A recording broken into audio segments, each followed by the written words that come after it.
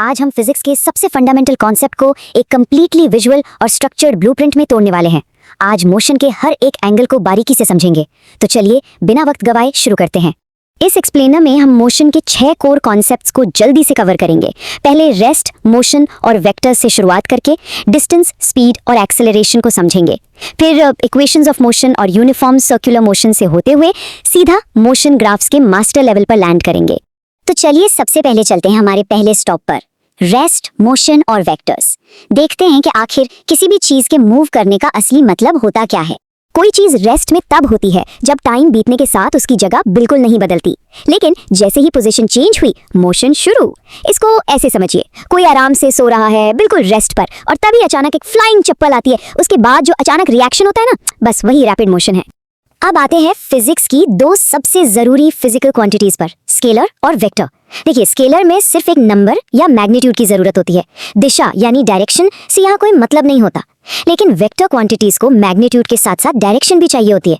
जैसे मॉल का वो कांच का दरवाजा जहाँ पुश या पुल लिखा होता है, वहाँ फोर्स किस तरफ लगाना है ये मैटर करता है ना, और यही बिल्कुल एक वेक्टर को स्केलर से अलग बनाता है। अब थोड़ा आगे बढ़ते हैं नंबर 2 पर, डिस्टेंस, डिस्प्लेसमेंट और स्पीड। यहाँ हम समझेंगे कि ग्राउंड कवर करने के अलग अलग तरीके क्या हैं। ध्यान दीजिए, डिस्टेंस और डिस्प्लेसमेंट में एक बड़ा फर्क है। डिस्टेंस वो टोटल रास्ता है जो असल में ट्रैवल किया गया, और ये हमेशा पॉजिटिव होता है। लेकिन डिस्प्लेसमेंट बिल्कुल अलग है। ये इनिशियल और फाइनल पॉइंट के बीच का सबसे छोटा स्ट्रेट रास्ता है, जिसका मतलब ये हुआ कि अगर कोई एक पूरा चक्कर लगा के वापस अपनी जगह पर आ जाए तो डिस्टेंस तो उस सर्कल का पूरा राउंड होगा, पर डिस्प्लेसमेंट एब्सोल्यूट 0 हो जाएगा।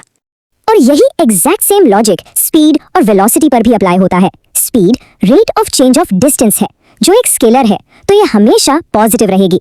लेकिन velocity rate of change of displacement है। क्योंकि डिस्प्लेसमेंट 0 या नेगेटिव हो सकता है, तो वेलोसिटी में भी वही सेम आदत आ जाती है, वो भी नेगेटिव या 0 हो सकती है। यहाँ एक छोटी सी एग्जाम ट्रिक भी शेयर कर लेते हैं। जब भी स्पीड को किलोमीटर्स पर आवर से तुरंत मीटर्स पर सेकंड में बदलना हो, तो लंबी कैलकुलेशंस की जरूरत नहीं। बस उस नंबर को 5/18 यानी फ्रैक्शन 5/18 से मल्टीप्लाई कर दीजिए और बस आंसर सामने होगा। तो अब चलते हैं कॉन्सेप्ट नंबर 3 पर, एक्सेलरेशन और रिटार्डेशन। सवाल यह है कि जब वेलोसिटी कांस्टेंट रहने से मना कर दे तब क्या होता है। यहाँ एंट्री होती है एक्सेलरेशन की, यानी टाइम के साथ वेलोसिटी का बदलना। गाड़ी में एक्सेलरेटर दबाया, वेलोसिटी बढ़ी, ये है पॉजिटिव एक्सेलरेशन। और जब जोर से ब्रेक्स लगाएं तो वेलोसिटी कम होती है। इस घटती हुई स्पीड को ही रिटार्डेशन या नेगेटिव एक्सेलरेशन कहते हैं। और इससे बनते हैं 2 तरह के मोशंस, यूनिफॉर्म और नॉन यूनिफॉर्म। सोचो, एक ऑल्टो कार एकदम खाली रास्ते पर परफेक्टली स्टेडी 50 किलोमीटर घंटे की रफ्तार से जा रही है। इक्वल टाइम में इक्वल डिस्टेंस, क्योंकि स्पीड बदल ही नहीं रही तो एक्सेलरेशन स्ट्रिक्टली 0 होगा। इसे कहते हैं यूनिफॉर्म मोशन। पर नॉन यूनिफॉर्म मोशन में स्पीड लगातार बदलती रहती है, जिसका मतलब है वहां एक्सेलरेशन जरूर एग्जिस्ट करता है। अब आती है सबसे heavy lifting, number 4, 3 equations of motion. ये वो फाउंडेशनल इक्वेशंस है जो पूरे मोशन को गवर्न करती हैं। इन फॉर्मूलाज को परमानेंटली याद रखना अक्सर एक हेडेक होता है, तो इस हिलेरियस निमोनिक स्टोरी को सुनिए। स्टेप 1 में विनीता और उमेश को जंगल में एक एटम बॉम्ब मिलता है, जिसे याद रखना है V = U + AT। स्टेप 2 में शुभम का यूनिट टेस्ट यानी UT है, और उसके बैग में आधा एटम बॉम्ब रखा है, यानी S = UT + ½ AT²। और स्टेप 3 में जब एक झगड़ा होता है, एक माइनस साइन आता है और उमेश गाता है तू मेरा आसमां, जिससे बनती है तीसरी इक्वेशन V² - U² = 2AS। बस हो गए तीनों इक्वेशंस याद। ये टेबल हमारी अल्टीमेट फिजिक्स टूल किट है। इसमें 5 ऐसी कोर क्वांटिटीज हैं जो किसी भी मोशन कैलकुलेशन में इस्तेमाल होती हैं। इनिशियल वेलोसिटी को U से, फाइनल वेलोसिटी को V से, एक्सेलरेशन को A से, टाइम को T से और डिस्प्लेसमेंट को S से दिखाया जाता है। और यहाँ आती है द 3 नोन्स एग्जाम ट्रिक। हर न्यूमेरिकल प्रॉब्लम इन्हीं 5 कोर क्वांटिटी से बनती है, और मजेदार बात यह है कि इन 5 में से एग्जैक्टली 3 हमेशा क्वेश्चन में दी गई होती हैं। अगर 3 चीजें नहीं दी हैं तो क्वेश्चन लिटरली अनसॉल्वेबल है।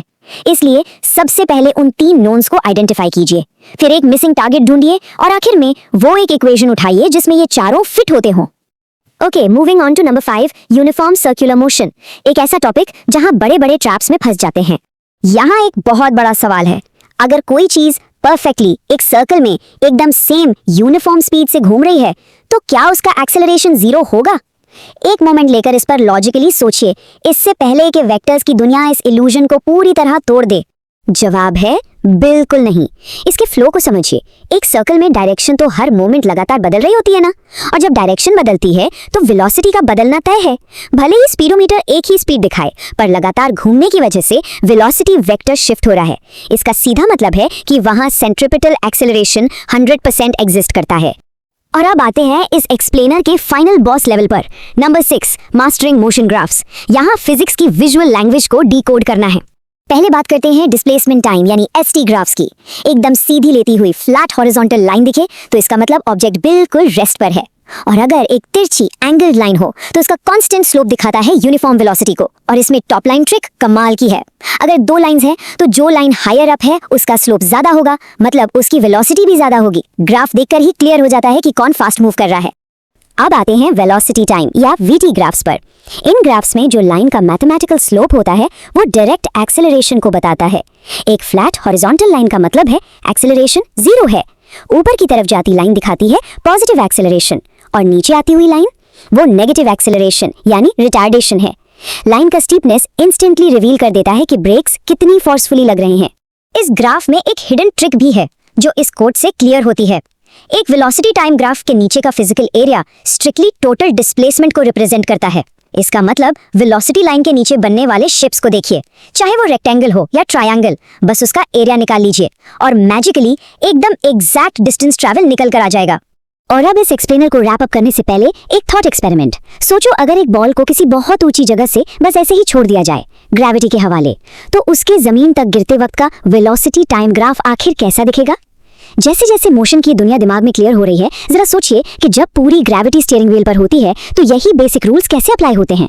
इस मजेदार सवाल के बारे में जरूर सोचिएगा।